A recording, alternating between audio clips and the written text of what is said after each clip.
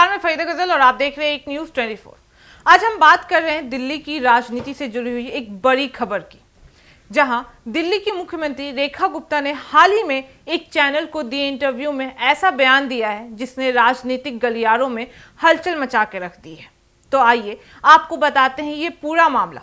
दरअसल पत्रकार ने रेखा गुप्ता से सवाल किया है कि हर जगह एबीवीपी और भाजपा जीत रही है, लोग कह रहे हैं कि चुनाव में ईवीएम हैक हो गया है, क्या आप इस बात पर कुछ कहेंगी? इस सवाल का जवाब देते हुए मुख्यमंत्री रेखा गुप्ता ने कुछ ऐसा कहा है जो सोशल मीडिया पर खूब वायरल हो रहा है। जी हाँ, उन्होंने कहा है कि जब पिछले 70 सालों में से किसी ने हैक किया तो किसी को कोई समस्या नहीं हुई, लेकिन आज जब हम कर रहे हैं तो लोगों को समस्या हो रही है। जी हाँ, इस जवाब में एक मजाकिया अंदाज था, लेकिन कई लोग इसे गंभीर रूप से देख रहे हैं। वहीं राजनीतिक विशेषज्ञों और सोशल मीडिया यूजर्स कह रहे हैं कि मुख्यमंत्री ने अतपर्च रूप मान लिया है और भाजपा वोटों में छेड़छाड़ कर सकती है। रेखा गुप्ता का यह बयान इसलिए भी चर्चा में आया हुआ है क्योंकि यह सीधे तौर पर चुनावों और लोकतंत्र की पारदर्शिता पर सवाल उठाता है।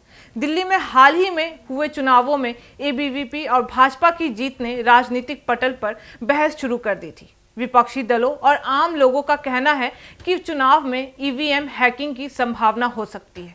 इसी बीच मुख्यमंत्री का यह बयान एक बार फिर से इस चर्चा को हवा दे रहा है। उन्होंने जो मजाकिया अंदाज में जवाब दिया है उसे कुछ लोग हंसी में ले रहे हैं तो लेकिन राजनीतिक जानकारी से गंभीर रूप से संकेत मान रहे हैं। बता दें कि राजनीतिक विशेषज्ञों का कहना है कि यह बयान न केवल दिल्ली बल्कि पूरे देश की राजनीति में चर्चा का विषय बन सकता है। इससे विपक्षी दलों को नया मुद्दा मिल गया है। वे अब सवाल कर रहे हैं कि अगर चुनाव में ईमानदारी से जीत हासिल करनी भी हो तो वोट की गिनती और चुनाव प्रक्रिया में पारदर्शिता क्यों नहीं थी? सोशल मीडिया पर इस बयान की काफ़ी आलोचना हो रही है। लोग इसे लोकतंत्र के लिए खतरे के रूप में देख रहे हैं। ट्विटर, एक्स और अन्य प्लेटफॉर्म पर लोग इसे भाजपा द्वारा वोट चोरी की स्वीकार्यता मान रहे हैं। वहीं भाजपा समर्थक इसे मजाकिया और हल्के फुल्के बयान के रूप में पेश कर रहा है। वहीं इस घटना ने चुनाव आयोग की विश्वसनीयता और चुनाव में ईवीएम की सुरक्षा पर भी कई सवाल खड़े कर दिए। लोगों का मानना है कि अगर चुनाव में कोई गड़बड़ी हुई तो लोकतंत्र पर गहरा असर पड़ सकता है। राजनीतिक विशेषज्ञों का कहना यह भी है कि इस बयान से यह साफ हो गया है कि अब वोटिंग प्रक्रिया और ईवीएम सुरक्षा पर और भी अधिक ध्यान देने की जरूरत है। दिल्ली की राजनीति में यह बयान अगले कुछ दिनों तक चर्चा का विषय बना रहेगा।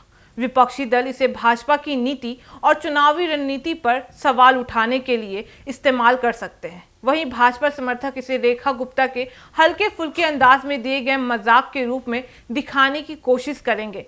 तो दोस्तों, साफ तौर पर देखा जाए तो रेखा गुप्ता का यह बयान राजनीतिक गलियारों में हलचल मचा के रख रहा है। लोग इसे सीधे तौर पर भाजपा की वोटिंग प्रक्रिया पर सवाल उठाने के रूप में देख रहे हैं। इस बयान के बाद दिल्ली की राजनीति और चुनावों की विश्वसनीयता पर बहस और गहरी हो सकती है।